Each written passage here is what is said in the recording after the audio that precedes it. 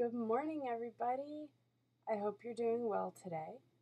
I'm feeling refreshed after an evening yoga class last night and still ready to go with this week, and I hope you are too.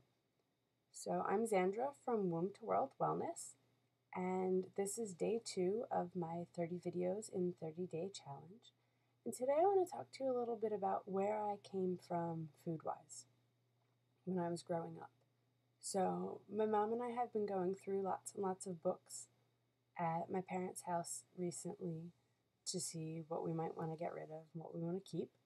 And there are a lot of books about making baby food and raising a healthy vegetarian, raising a healthy child. So, I have that as proof and pictures that my parents used to take for my grandparents all the time to prove that I was eating, that my mom fed me pretty well. She tried. I rebelled. I was a vegetarian, pretty much. I didn't like vegetables. What resulted is I called myself a noodletarian because I loved pasta, but I had a very, very bland palate. We would go to a restaurant and they would sprinkle some parsley on the plain pasta with butter that I'd ordered, and I wouldn't be happy because I didn't like the green stuff. I've come a long way. Now I love my green smoothies. So growing up for me, food was not always easy. My mom did a really wonderful job in providing me healthy options, and a lot of them I did eat. One of my favorite memories of the lunches that she packed for me were a salad that she made with shredded carrots and apple and raisins. I loved those, and that's definitely a healthier option than, say, Lunchables. So she was on to something. And I did rebel from it for a while in my life. And there was a long period where my favorite food group was sugar. I was a junk food queen.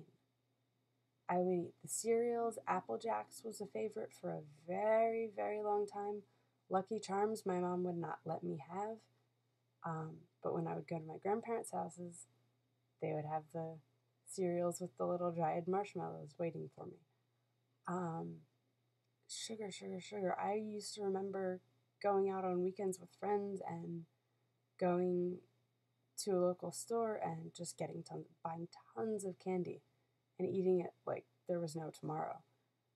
And I really had no reason not to. My body wasn't telling me that there was an issue with it or anything. And so I did it for a very, very long time.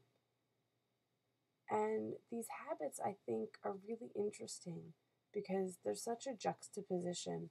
What my mom was instilling in me, kind of at a more subconscious level because the food was coming from her. I didn't really have a choice there.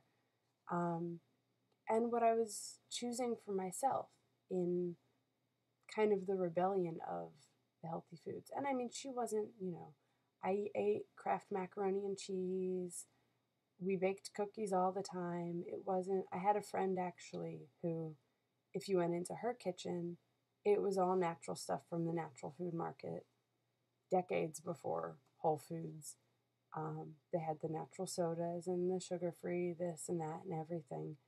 And that was a whole step beyond where my mom was. But my mom did a really wonderful job making healthy choices for me.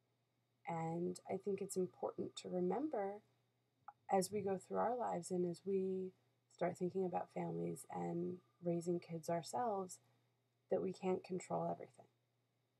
Sure, she could have controlled how much sugar I had more if she wanted to, but the truth is, the more she tried to control it, the more I would want it, and I would go find it in other places probably. I would binge on it probably when I would be with friends or things like that.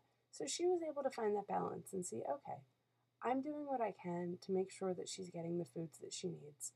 And, so she's eating some sugary candy. She grew up eating candy. There was no reason for her not to. So yeah, that's where I kind of came from. And I did eat fish for a while. I stopped that at some point later in my life, and I've really been vegetarian for a good chunk of my life now. It's the decision that makes sense for me and for my body and that feels right for me for a variety of reasons. Which is not to say that it's necessarily right for you. It's all about finding your own food journey. And I wanted to share mine with you today. So I hope you enjoyed this today, and I'm excited to talk to you more about how I evolved to being where I am today when I see you again tomorrow. So again, it's Sandra from Womb to World Wellness, and you can find me at wombtoworldwellness.com, and I hope you have a fabulous day. Peace, love, and wellness.